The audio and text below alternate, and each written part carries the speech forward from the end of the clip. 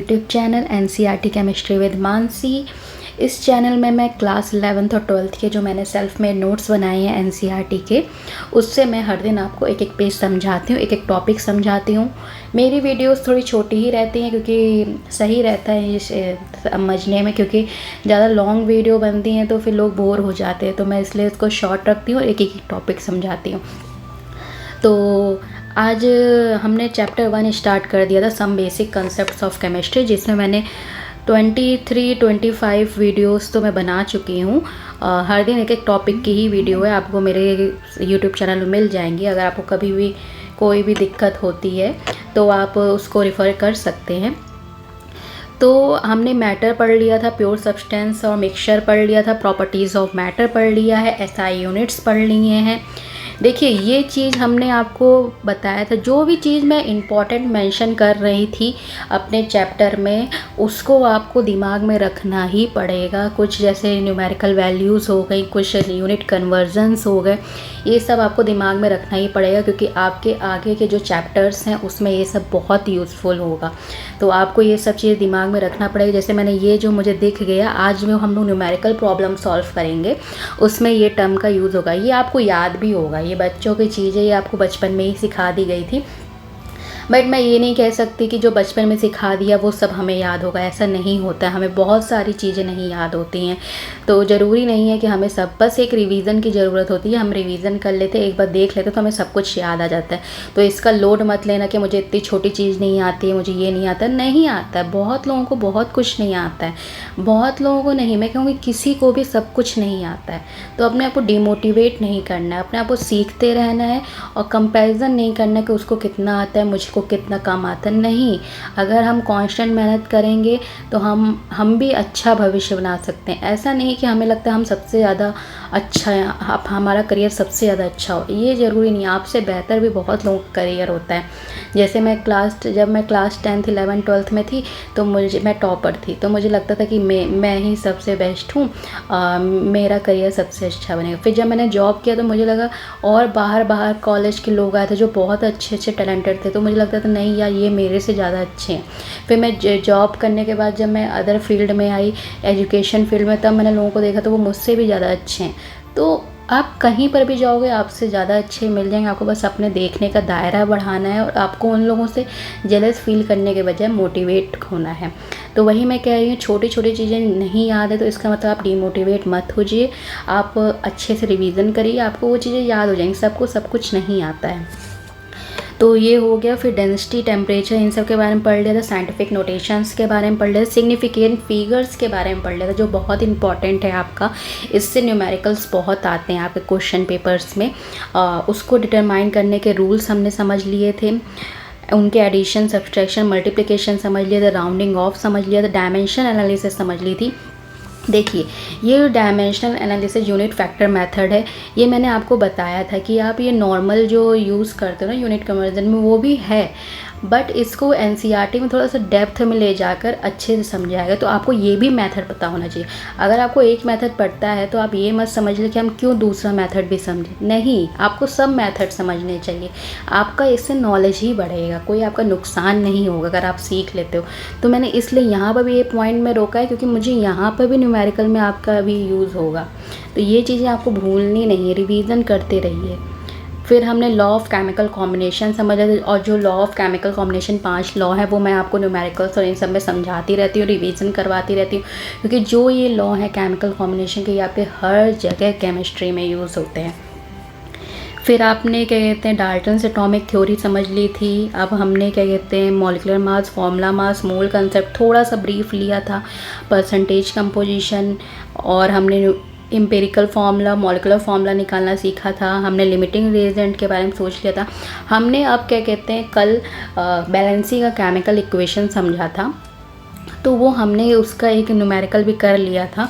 अब उसी से रिलेटेड हमारे पास आज मैंने जो पेज इंक्लूड किया है उसमें हम 2 प्रॉब्लम समझेंगे, क्योंकि प्रॉब्लम समझना बहुत ज़रूरी है आपके लिए। प्रॉब्लम मैंने कल भी बताया था, न्यूमेरिकल प्रॉब्लम्स हो गए, प्रैक्टिस प्रॉब्लम्स हो गए, जो भी आपके कंसेप्ट्स हैं, अगर आपको वो अच्छे से समझना है तो आपको प्रैक्टिस करनी पड़ेगी उनके न्यूमेरिकल्स की, उससे आपको वो कंसेप्ट और अच्छे से समझ में आएगा।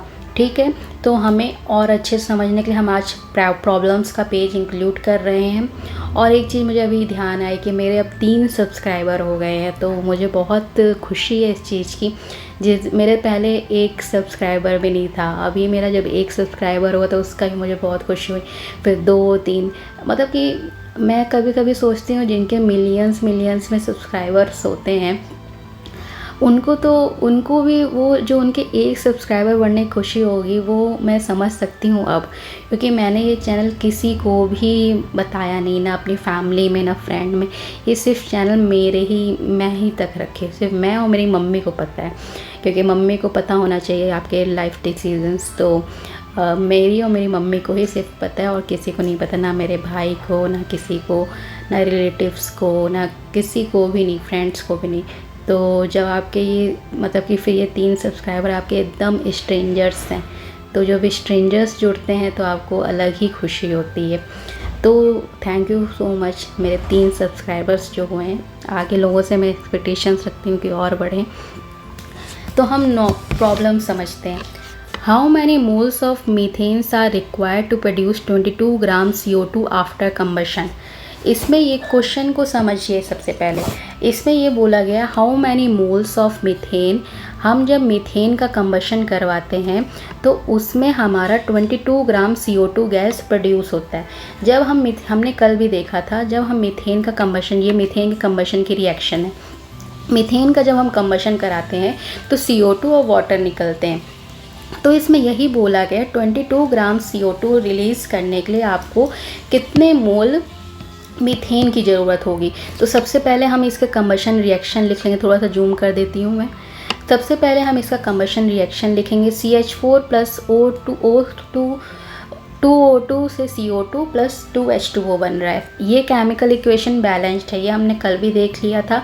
आप इसको क्या कहते हैं, पहले बैलेंस करना फिर उसके बाद इसको सॉल्व करना, क्योंकि बैलेंसिंग आपकी बहुत ज़रूरत है। आपकी कोई भी केमिकल रिएक्शन से रिलेटेड कोई भी प्रॉब्लम आप सॉल्व करते हो तो सबसे पहले आपको ये ध्यान रखना है कि आपकी जो केमिकल इक्वेशन है वो बैलेंस्ड होनी चाहिए।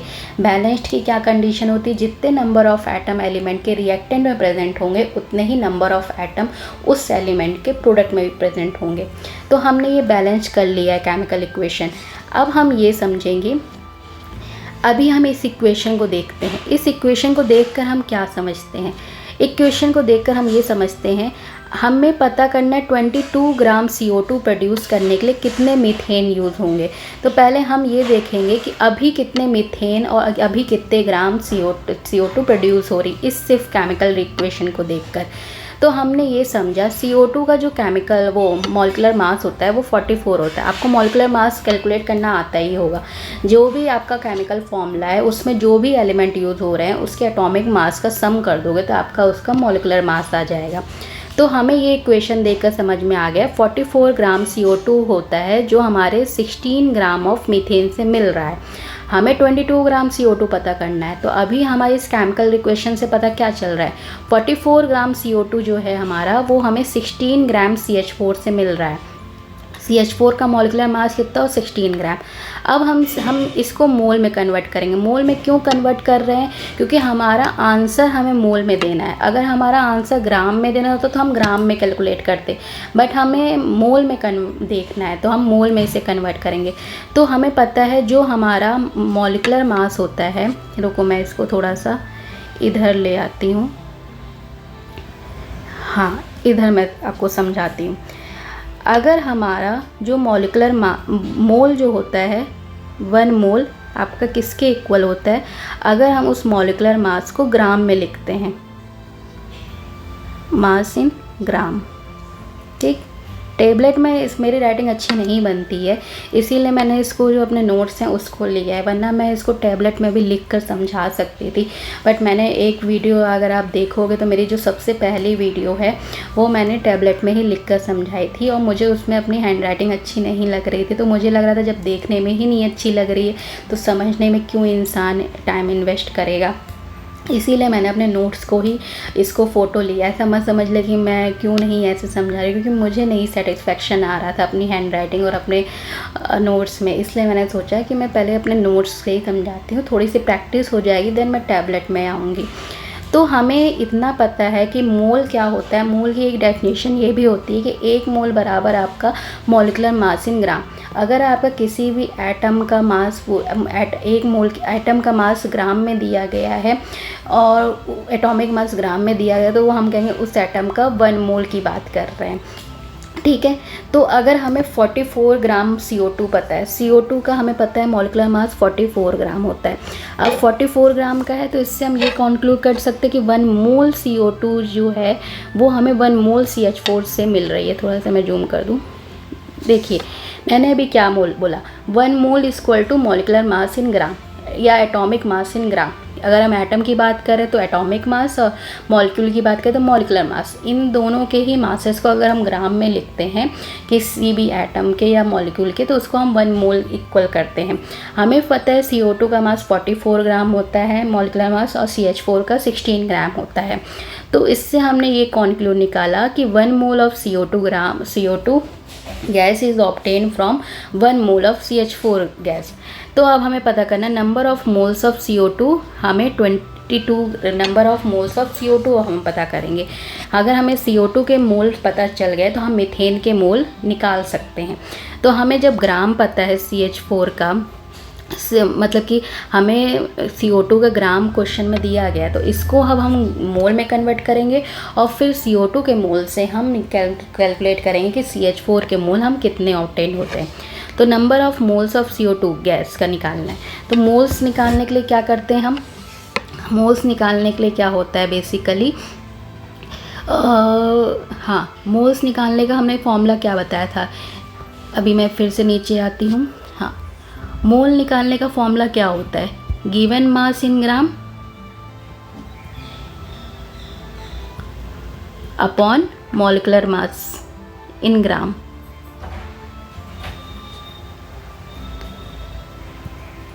ठीक, तो अभी हमें CO2 गैस का हमें मोल निकालना है। तो जो हमारा गिवन मास है उसको हम लोग उसके मॉलिक्यूलर मास से डिवाइड कर देंगे तो हमें उसका मोल पता चल जाएगा। अब आप ये पूछोगे कि आपको ये इससे मल्टीप्लाई क्यों किया गया, आपका मतलब कि 1 मोल CO2 गैस का मल्टीप्लाई क्यों किया गया है। आपने जब यूनिट कन्वर्जन और dimensional analysis unit factor method पढ़ा था तो मैंने आपको बताया था कि हम जो हमारी यूनिट कन्वर्जन इक्वेशन होती है उसको हम लोग यूनिट फैक्टर में कन्वर्ट करते हैं और उस यूनिट फैक्टर को उससे मल्टीप्लाई करते हैं, जिससे हमें डिज़ायर्ड जो यूनिट में रिजल्ट चाहिए उसमें आंसर आ जाता है। देखिए अभी मैं आपको फिर से उधर ले जाती हूँ तो आपको और अच्छे से समझ में आएगा। मुझे लगता है आप भूल चुके होंगे वो चीज़, क्योंकि रिवीजन बहुत ज़रूरी चीज़ है। हाँ देखिए, हमें इस यूनिट फैक्टर मेथड में हमें समझ, अगर हमें कोई भी यूनिट को दूसरे यूनिट में कन्वर्ट करना है तो हमारा पहला स्टेप क्या होता है, हमें यूनिट कन्वर्जन इक्वेशन पता होनी चाहिए। जैसे इसमें हमें पता है, फिर हम उससे यूनिट फैक्टर निकालते हैं। यूनिट फैक्टर कैसे निकालते हैं, न्यूमरेटर को डिनोमिनेटर में ले आते हैं और दूसरा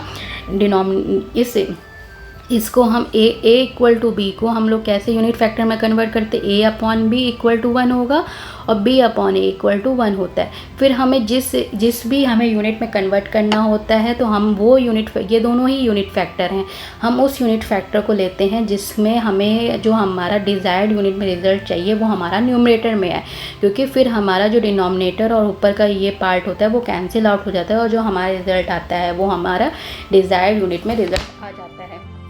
तो वही हमने इधर किया है। देखिए अभी हम बताते हैं आपको। इसमें बेसिकली आपको पता है, देखिए आपको पता है CO2 के बारे में कि 1 मोल CO2 आपका किसके इक्वल है, 44 ग्राम के। ठीक, अब हमें इसको यूनिट कन्वर्ट करना है, हमें ग्राम को मोल में कन्वर्ट करना है।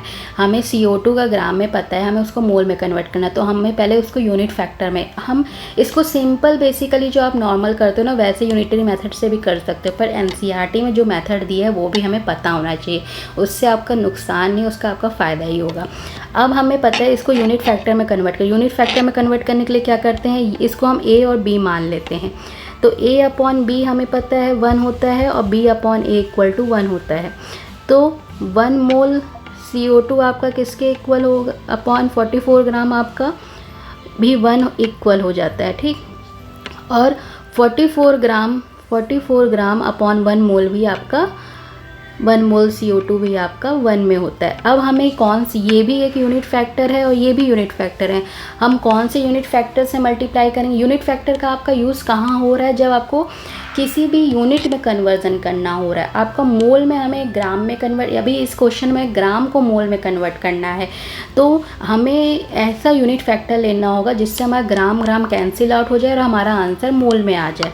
तो हम ये फैक्टर लेंगे, क्योंकि हमने ये समझा था पिछली क्लासेस में कि हम उस यूनिट फैक्टर को लेते हैं जिसमें हमारा जो डिज़ायर्ड यूनिट में रिजल्ट चाहिए वो आपका न्यूमरेटर में है। तो इसमें हमें मोल में रिजल्ट चाहिए, तो हमारा मोल वाला यूनिट फैक्टर, इस यूनिट फैक्टर में मोल न्यूमरेटर में है, तो हम ये यूनिट फैक्टर से उसको मल्टीप्लाई कर देंगे। मल्टीप्लाई क्यों कर रहे हैं, क्यों, अगर हम किसी चीज़ से मल्टीप्लाई कर दें तो हम लोग सोचना वैल्यू बदल जाएगी, नहीं बदलेगी, क्योंकि हमें पता है इसकी वैल्यू तो 1 इक्वल है, और 1 का आप किसी चीज़ से मल्टीप्लिकेशन करते हो तो आंसर वही आता है।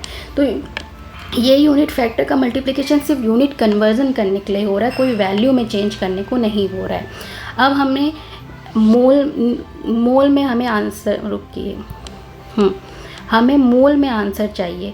तो मोल में आंसर चाहने के लिए हमें क्या कहते हैं, जो भी हमें ग्राम में दिया गया है उससे हमने इस यूनिट फैक्टर से मल्टीप्लाई कर दिया। इस यूनिट फैक्टर से मल्टीप्लाई करने का फ़ायदा ये हुआ कि इसमें हमारा जो यूनिट फैक्टर में जो हमारा डिज़ायर्ड यूनिट हमें मोल में चाहिए आंसर, तो मोल हमारा न्यूमरेटर में है, तो न्यूमरेटर में है तो उसका आंसर फिर हमारा मोल में ही आएगा। ग्राम कैंसिल आउट हो रहे हैं, तो हमें नंबर ऑफ़ मोल्स पता करने हैं कि 22 ग्राम CO2 में हमारे कितने मोल होंगे CO2 के। तो हमने इसको मल्टीप्लाई कर दिया यूनिट फैक्टर से। तो जब हमने यूनिट फैक्टर से मल्टीप्लाई किया तो हमारा जो इसको कैलकुलेशन आप करोगे तो ये तो 1 है तो इसका कोई रोल नहीं, बस इसका मोल की यूनिट आ जाएगी। 22/1/2 आ जाएगा आंसर। 1/2 का अब डेसिमल में लिखोगे तो 0.5 आएगा। ग्राम कैंसिल आउट हो जाएगा, तो आंसर आपका मोल में आ गया। मोल में आने से मतलब ये हो गया कि हमें पता चल गया कि 22 ग्राम में हमारे कितने मोल CO2 यूज़ हो रहे हैं। अब हमें पता कि CO2 के मोल हमें आंसर में नहीं चाहिए, हमें आंसर में मीथेन के मोल चाहिए। और इस इक्वेशन में हमने समझा, इस केमिकल इक्वेशन से और इससे हमने जो टर्म यूज़ किए थे उससे हमने ये समझा, जितने मोल हमारे CO2 गैस रिलीज़ हो रही है उतना ही मोल आपका CH4 कंज्यूम हो रहा है। तो देखिए 1 मोल CO2 गैस रिलीज़ हो रही है बैलेंस्ड केमिकल इक्वेशन से, तो हमें ये भी पता चल रहा है इस बैलेंस्ड केमिकल इक्वेशन से कि 1 मोल CH4 गैस हमारा यूज्ड हो रहा है। तो हमें पता है अगर इक्वल मोल्स हैं CH4 के CO2 के, दोनों के इक्वल मोल्स है, तो हमें मोल CO2 के पता चल गए हैं। अब इक्वल मोल्स केमिकल इक्वेशन से पता चल रहे हैं, तो मतलब कि 0.5 mole would be carbon dioxide would be obtained from 0.5 mole of CH4 as 0.5 mole of CH4 gas would be required to produce 22 gram of CO2 gas. तो हमने ये समझा कि जितने मोल हमारे CO2 के प्रोड्यूस हो रहे हैं उतने ही मोल हमारे CH4 के यूज्ड हो रहे हैं। तो हमने CO2 के मोल निकाल लिए, हमें उसके ग्राम पता थे, तो हमें पता चला उतने ही मोल हमारे CH4 भी यूज्ड हो रहे होंगे। तो ये आपको एक प्रॉब्लम समझ में आ गई। कोई भी डाउट हो तो आप रिवाइंड करिएगा वीडियो को, अगर नहीं समझ में आए तो कमेंट सेक्शन में ज़रूर बताना। अब हमारे सेकेंड प्रॉब्लम में आते हैं। 50 kg of N2 gas, 10 kg of H2 gas are mixed to produce NH3। N2 और H2 को मिक्स करने के बाद हमारा अमोनिया गैस रिलीज हो रही है। Calculate the amount of NH3 gas formed, identify the limiting reagent in the production of NH3 in this situation. देखिए पहले हमें बता दिया गया है कि कितना मास हमारा N2 और H2 का यूज्ड हो रहा है NH3 बनाने के लिए। फिर हमें N2 और H2 का मास पता है। अब हमसे पूछा गया NH3 कितना बन रहा है इस मास से, और हमसे ये पूछा गया इस रिएक्शन में लिमिटिंग रिएजेंट कौन है। लिमिटिंग रिएजेंट मैंने आपको 1-2 क्लास पहले ही बताया था, उसमें बेसिकली ये होता है, लिमिटिंग रिएजेंट ये होता है आपका A + B से मिलकर प्रोडक्ट बनता है। अब आपके पास B का जो क्वांटिटी है वो A से लेस है, A की क्वांटिटी B से ज़्यादा है, B आपका कम है, तो प्रोडक्ट बनाने के लिए तो आपको दोनों का यूज़ हो रहा है। अब आपके पास B की जितनी क्वांटिटी है उतनी ही क्वांटिटी आप ए की यूज़ कर सकते हो प्रोडक्ट बनाने के लिए। अब अकेले तो आप ए का यूज़ कर नहीं सकते हो। ये रिएक्शन तब तक ही चलेगी जब तक आपके पास बी इस रिएक्शन में है। अगर बी ख़त्म हो जाता तो फिर आप ये रिएक्शन नहीं कर सकते, क्योंकि आपका प्रोडक्ट नहीं बनेगा। तो उसके लिए इसी लिए इस बी को हम लिमिटिंग रिएजेंट कहते हैं, क्योंकि ये लिमिट कर देता है, मतलब रोक देता है आपकी रिएक्शन को। तो हमसे यही पूछा गया N2 और H2 में कौन लिमिटिंग रिएजेंट है for the production of NH3 gas. ठीक, N2 + 3H2 2NH3 हमने केमिकल इक्वेशन को बैलेंस्ड आउट कर लिया है। ठीक, कोई भी केमिकल रिएक्शन आप करोगे, कोई भी प्रॉब्लम सॉल्व करोगे, तो सबसे पहला आपको जो केमिकल रिएक्शन है उसको देखना पड़ेगा कि वो बैलेंस्ड आउट है कि नहीं है। अब हमें पता करना है कि N2 हमें ग्राम मिल गए हैं, अब हम ग्राम से उसको कन्वर्ट कर रहे हैं हमारे मोल में। तो उसके लिए भी हम क्या करेंगे, number of moles of N2 हमें पता करना है, पहला स्टेप। तो उसमें भी हमने देखो एक क्वेश्चन हमने टाइम का निकाला था, जब हमने यूनिट फैक्टर मेथड देखा था, उसमें टाइम का भी वही चीज़ें यहाँ पर भी यूज़ हो रही हैं। आपको पता है, आपको मोल को आपको किलोग्राम को आपको मोल में कन्वर्ट करना है। तो आपको पहले क्या करना होगा, किलोग्राम को ग्राम में कन्वर्ट करना होगा, ग्राम से आप उसको मोल में कन्वर्ट करोगे, क्योंकि आपको पता है, इधर आप देखोगे मोल आपका रिलेटेड हो रहा है, वो आपका ग्राम से हो रहा है, आपका किलोग्राम से नहीं हो रहा है। तो आपको पहले आपको किलोग्राम आपको वैल्यू दी गई है, तो आपको किलोग्राम को ग्राम में कन्वर्ट करना पड़ेगा, ग्राम से आपको मोल में कन्वर्ट करना पड़ेगा। अब यहाँ पर भी वही यूनिट फैक्टर निकलेगा। कैसे, आपको पता है 1 kg, अभी मैंने आपको वहाँ पर भी आगे जब मैंने स्टार्ट किया था तो मैंने आपको बताया था कि आपको ये सारी चीज़ें याद होनी चाहिए। 1 kg, पहला हमारा स्टेप क्या है, kg टू ग्राम में कन्वर्ट करना है, फिर ग्राम से मोल में कन्वर्ट करना है। अभी हमें ग्राम से मोल में कन्वर्ट करने का यूनिट फैक्टर तो मिल गया है आपको, CO2 का जैसे निकाला वैसे ही आपको N2 का भी निकालोगे, पर इसमें यूनिट फैक्टर इसको A मान ले रहे हैं, इसको B मान ले रहे हैं। तो इसका यूनिट फैक्टर निकालने के लिए क्या करना पड़ता है, A/B = 1, B/A, मतलब कि 1 kg/1000 ग्राम = 1000 ग्राम अपॉन 1 kg = 1। ठीक, इसका मतलब आपको क्या करना है, मैंने बताया था आप इन दोनों यूनिट फैक्टर में वही यूनिट फैक्टर यूज़ करोगे जिसका हमें डिज़ायर्ड जो हमारा रिज़ल्ट आ रहा है उसका हमें न्यूमरेटर में वो यूनिट होनी चाहिए। अब हमें ग्राम में कन्वर्ट करना है तो हम वो यूनिट फैक्टर यूज़ करेंगे जिसका हमें जो यूनिट फैक्टर है वो हमारा ग्राम में ऊपर न्यूमरेटर में आएगा, क्योंकि फिर किलोग्राम कैंसिल आउट हो जाएगा, हमारा ग्राम में रिज़ल्ट आ जाएगा। अब हमने यहाँ पे यही किया, 50 kg से हमने वो यूनिट फैक्टर मल्टीप्लाई किया, ये दोनों की वैल्यू अगर कैंसिल आउट करोगे तो 1 ही आएगी, इन दोनों की वैल्यू भी कैंसिल आउट करोगे तो 1 ही आएगी, बट हम इसकी मल्टीप्लाई इसलिए कर रहे हैं क्योंकि हमें उसको यूनिट में कन्वर्ट करना है। ठीक, 50 kg को हमने ग्राम में कन्वर्ट करा, तो कौन सा यूनिट फैक्टर यूज़ किया हमने, 1000 ग्राम अपॉन 1 kg N2। kg से kg कैंसिल हो गया, हमारा जो आंसर आएगा वो ग्राम में आएगा। फिर हमने क्या किया, फिर दूसरा यूनिट फैक्टर यूज़ किया, क्योंकि हमें ग्राम में आंसर नहीं चाहिए, हमें मोल में आंसर चाहिए। फिर हमने दूसरा यूनिट फैक्टर यूज़ किया जिसमें हमारा मोल जो है वो न्यूमरेटर में आएगा। तो हमें पता है N2 का जो मास होता है वो 28 ग्राम होता है, ये उसका मॉलिक्यूलर मास होता है। तो जैसे यहाँ पर हमने निकाला था ना यूनिट फैक्टर, वैसे ही यहाँ पर भी निकालेंगे। अब मैं आपको दोबारा करके नहीं दिखाऊंगी क्योंकि आपको अपना ब्रेन भी यूज़ करना पड़ेगा, क्योंकि मैं हर चीज़ आपको करके दिखाऊंगी ना तो फिर आप ना उसमें अपना दिमाग नहीं लगाओगे। मैंने आपको एक बार करके दिखाया ना, अब आपको दूसरे में भी ये जो है खुद से बताना होगा। ठीक, अब हमने देखो यहाँ से kg कैंसिल आउट हो गया, यहाँ से ग्राम कैंसिल आउट हो गया, तो हमारा जो आंसर आएगा वो अब फाइनली मोल में आंसर आए। जब हम इस वैल्यू को कैलकुलेट करते तो आंसर ये आएगा। मैं कैलकुलेशन नहीं कर रही हूँ क्योंकि उससे वीडियो बड़ी हो जाएगी, तो आपको ये पता चल गया। अब हमने वैसे ही number of moles of H2 calculate करेंगे। H2 को कितना अमाउंट हमें दिया गया है, 10 kg। अब 10 kg में तो हमें आंसर चाहिए नहीं, हमें मोल में आंसर चाहिए, तो पहले हम इसको kg को ग्राम में कन्वर्ट कर लेंगे। तो उसके लिए हमने ये यूनिट फैक्टर यूज़ किया, जिससे kg कैंसिल हो गया और आंसर किस में आ गया आपका ग्राम में। अब आपको क्या कहते हैं, मोल में आंसर चाहिए तो आपको ग्राम को मोल में कन्वर्ट करना पड़ेगा। उसके लिए हम कौन सा यूनिट फैक्टर यूज़ कर रहे हैं, ये वाला। इसको आप कैंसिल आउट करोगे तो आंसर 1 ही आएगा, इसलिए इसको यूनिट फैक्टर कहते हैं। ग्राम ग्राम कैंसिल आउट हो गया, केजी केजी कैंसिल आउट हो गया, तो आपका आंसर आ गया मोल में। तो आपने इधर भी number of moles of H2 निकाल लिए, ये आ गया इसकी वैल्यू। अब आगे देखते हैं। 1 मोल N2 gas required 3 mole of H2 for reaction. इस केमिकल इक्वेशन, जो हमारी ये केमिकल इक्वेशन है, ये बहुत यूज़फुल है, इसी से हमने सारे न्यूमेरिकल्स कर रहे हैं। तो हमें इस इक्वेशन को देखकर पता चला, मैंने पता था ये जो आपका आगे का पोर्शन तो स्टोइकियोमेट्री, ये आपको मोल्स बताता है। इससे आपको ये पता है कि 1 मोल आपका N2 के लिए आपको NH3 बनाने के लिए आपको कितने मोल H2 यूज़ हो रहे हैं, 3 मोल H2 यूज़ हो रहे हैं बैलेंस्ड केमिकल इक्वेशन से। हैंस फॉर 17.86 इंटू 10⁻2 मोल, मतलब हमने ये कैलकुलेट कर दिया मोल N2 कितने यूज हैं। Number of moles of H2 required would be.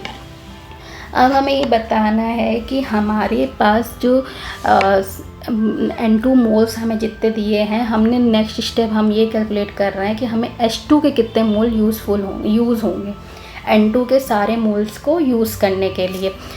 एक N2 के मोल को यूज़ करने के लिए हमें 3H2 मोल यूज़ करने पड़ेंगे रिएक्शन प्रोसीड करने के लिए। तो 17.86 इंटू 10⁻2 मोल N2 यूज़ करने के लिए हमें कितने मोल ऑफ H2 यूज़ करने, मल्टीप्लाई बाई आप 3 कर दोगे ना। यहाँ पर 1 यूज़ हो रहा है तो आपको 3 की रिक्वायरमेंट हो रही है, तो 17.86 इंटू 10⁻2 मोल के लिए आपको कितने की यूज़ होगी, मल्टीप्लाई आप 3 करोगे, तो आपका आंसर ये आ जा रहा है। मतलब कि आपने जब इसको कैलकुलेशन करी, जो आपको वैल्यू गिवन थी जिस ग्राम अमाउंट में, उससे जब आपने H2 के मोल्स निकाले तो ये वैल्यू आ रही है। बट आपने जब ये केमिकल इक्वेशन से इसके फाइंड आउट करने की कोशिश करी तो आपके मोल ये आ रहे हैं, दोनों मोल्स में डिफरेंस है आपका। आप समझिए, आपने N2 पहले तो आपके पास अमाउंट दिया गया था क्वेश्चन में, उससे आपने मोल निकाल लिए, N2 के भी मोल निकाल लिए, H2 के भी मोल निकाल लिए।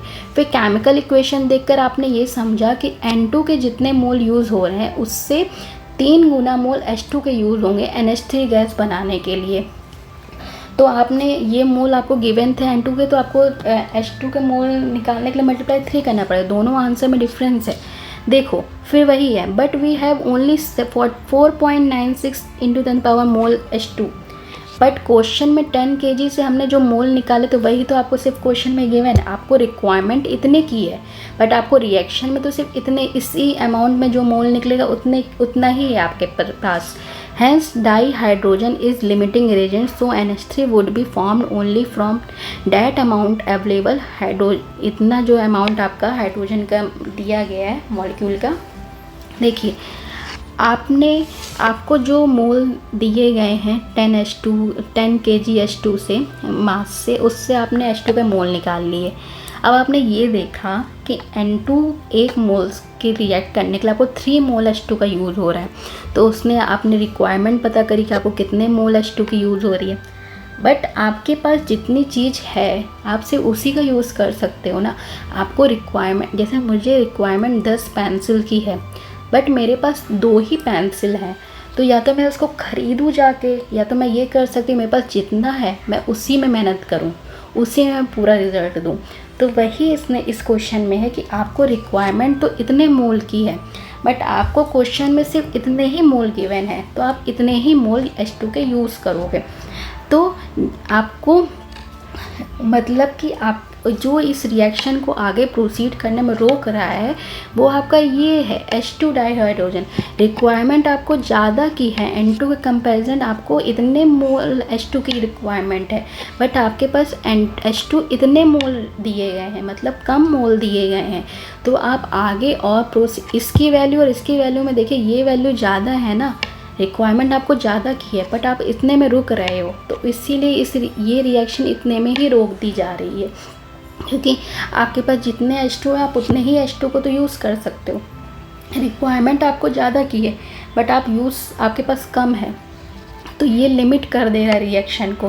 तो इसीलिए आपका जो इसमें पूछा गया था ना, identify the limiting reagent in the production of NH3, तो इसमें जो डाईहाइड्रोजन है वो आपकी इक्वेशन को लिमिट कर रहा है, तो मतलब डाईहाइड्रोजन आपका लिमिटिंग रिएजेंट है। अब हमें पता करना है कितने मोल आपके calculate the amount of NH3, amount NH3 का पता करना है। तो 3 मोल H2 गिव्स 2 मोल NH3। इस केमिकल इक्वेशन से आपने देखा, आपको लिमिटिंग रिएजेंट पता चल गया है, तो आप लिमिटिंग रिएजेंट से आंसर प्रोड्यूस करोगे, क्योंकि आपको अगर इसके अनुसार चलोगे, N2 के अनुसार चलोगे, तो आपको तो उसके हिसाब से निकालोगे तो आपका आंसर अलग आएगा, बट आपको उससे रिएक्शन का आंसर निकालना है, प्रोडक्ट का आंसर निकालना है, जिस पर पूरा प्रोडक्ट का प्रोडक्शन डिपेंड कर रहा है। आपका मैंने बताया था ना, A प्लस B से ही आपका प्रोडक्ट बनना है। आपके पास B जितना प्रेजेंट है उतने ही तो आप प्रोडक्ट बना पाओगे, चाहे आपके पास A हज़ारों प्रेजेंट क्यों ना हो। तो यहाँ पर जो लिमिटिंग रिएजेंट है वो डाई हाइड्रोजन है, उसी पर आपका प्रोडक्ट का फॉर्मेशन डिपेंड कर रहा है। तो आंसर भी हम लिमिटिंग रिएजेंट के ही जो हमें डाटा गिवन है उसी से निकालेंगे। तो 3 मोल H2 गिव्स 2 मोल NH3, ये हमने केमिकल इक्वेशन से देखा। तो आपको आप पता करना है कि NH3 कितने, एक को आपको ये देखोगे, ये यूनिटरी मेथड आपको पता है ना, यूनिटरी मेथड, तो वो मैं बता रही हूँ आपको, फिर भी मैं बता दे रही हूँ, आपको पता ही होगा इसको। 3 मोल H2 से आप 2 मोल NH3 बना रहे हो, ठीक। अब आपको क्वेश्चन में जो आपने आंसर वो मोल निकाले H2 के, वो 4.96 इंटू 10⁻³ मोल आपके H2 के गिवन है आपको क्वेश्चन में। 10 kg से ही आपने इतने मोल निकाले थे, तो आपको इसमें पता करना है कि कितने NH3 होगा। तो 2/3 इंटू 4.96 इंटू 10⁻³ NH3, यही तो आप करोगे ना, यूनिटरी मेथड यही होता ना। तो आप 1 मोल से निकालते हो, तो 1 मोल के तो अपन 2/3 होता है, तो आपको इतने मोल निकालना, तो मल्टीप्लाई बाई 2/3 इंटू 4.96 इंटू 10⁻³ करोगे। तो जब आप ये कैलकुलेशन करोगे तो आपका आंसर ये आएगा, ठीक। अब आपको 3.30 into 10⁻³ mole NH3 gas is obtained. आपने जो आंसर आया है उसको आपने H2 लिमिटिंग रिएजेंट से कैलकुलेट किया है, क्योंकि वही आपका प्रोडक्ट का अमाउंट बताने में पूरा डिपेंडेंस दिखाता है, ठीक। आपको ये क्वेश्चन समझ में आ गया ना, आपको ये आंसर आ गया ना समझ में। ये थोड़ा सा लेंथी क्वेश्चन है और मैं इसको समझाने में आपको बहुत सारे स्टेप्स भी लगे हैं, पर मैंने आपको बहुत डीप वे में समझाने की कोशिश करी है। इसमें मैं आपको एक ब्रीफ बता दे रही हूँ। आपको N2 और H2 के मास गिवन थे कि हमारे पास इतने मास दिया है NH3 बनाने के लिए। आपको NH3 का अमाउंट पता करना है और आपको पता करना है लिमिटिंग रिएजेंट क्या होता है। लिमिटिंग रिएजेंट मैं आपको समझा चुकी हूँ। अगर A प्लस B से प्रोडक्ट बन रहा है और B की अमाउंट कम है तो वही आपको प्रोडक्ट तो A प्लस B से बन रहा है ना। अगर आपके पास A का कितना भी अमाउंट प्रेजेंट होगा, B का अमाउंट कम है तो उतना ही अमाउंट आपका B का यूज़ होगा प्रोडक्ट बनाने में। तो आपका जो B है वो कहीं ना कहीं लिमिट कर रहा है रिएक्शन को, इसलिए उसको लिमिटिंग रिएजेंट पता करते हैं। आपने यहाँ पर N2 का भी मोल निकाला, H2 का भी मोल निकाला, जो भी आपका अमाउंट गिवन था क्वेश्चन में उससे आपने N2 का भी मोल निकाला और H2 का भी मोल निकाला। जिसमें N2 और H2 के मोल निकालने के बाद आपने ये देखा कि N2 के जो मोल हैं उससे कंपेरिजन आपका H2 के मोल निकालने में आपने ये देखा आपका 1 मोल N2 आपको 3 मोल H2 को रिक्वायरमेंट है उसकी NH3 बनाने में। तो आपने ये देखा कि आपके पास 17.86 × 10⁻³ मोल ऑफ N2 प्रेजेंट है आपके रिएक्शन में। तो आपको कितने मोल H2 की रिक्वायरमेंट होगी तो मल्टीप्लाई बाई 3 कर देंगे। मल्टीप्लाई बाई 3 करने से पता चला कि हमें H2 की ज़्यादा मोल्स की ज़रूरत पड़ेगी अगर आपको 17.86 × 10⁻² मोल N2 का यूज़ कर रहे हो आपके पास गिवन है। तो मतलब कि आपके पास H2 के जो मोल गिवन है क्वेश्चन में उससे ज़्यादा मोल की रिक्वायरमेंट है पूरे N2 को यूज़ करने के लिए, बट आपके पास कम मोल हैं तो आप तो उतना ही यूज़ कर, आपके पास रिक्वायरमेंट ज़्यादा होगी पर आपके पास जो चीज़ है आप उतने ही तो यूज़ कर पाओगे ना। तो फिर हमें यूज़ तो हम 4.96 करें। तो आपको पता चल गया इन दोनों कैलकुलेशन से कि लिमिटिंग रिएजेंट कौन है आपका, इधर H2 गैस है। फिर H2 गैस से हमने NH3 कितना प्रोड्यूस होगा वो हमने कैलकुलेट कर लिया। 3 मोल H2 के से हमें 2 मोल NH3 मिल रहा है। तो हमारे पास जो क्वेश्चन में मोल गिवन है उससे हम उससे NH3 के मोल कैलकुलेट कर लेंगे। तो सबसे पहले हमें लिमिटिंग रिएजेंट पता होना चाहिए कि रिएक्शन में कौन है, फिर उससे हम प्रोडक्ट का फॉर्मेशन का अमाउंट पता करेंगे, क्योंकि प्रोडक्ट फॉर्मेशन का जो अमाउंट है वो आपका पूरा लिमिटिंग रिएजेंट में जो यूज़ हो रहा है अमाउंट उतने का ही उस पर ही डिपेंड करता है। ठीक, तो आज ये वीडियो मैं यहीं पर रखती हूँ, क्योंकि आज मुझे लग रहा है ज़्यादा हमने समझ लिया और वीडियो भी बहुत लॉन्ग हो गई है। यूजुअली मेरी वीडियो 15-20 मिनट्स की होती है, पर आज आधा घंटा की हो गई है, तो कोई प्रॉब्लम नहीं, आपको बस कंसेप्ट अच्छे से समझ में आना चाहिए। ठीक है, तो कोई भी डाउट हो तो आप मुझे कमेंट सेक्शन में बताइएगा, और please like share and subscribe. Thank you.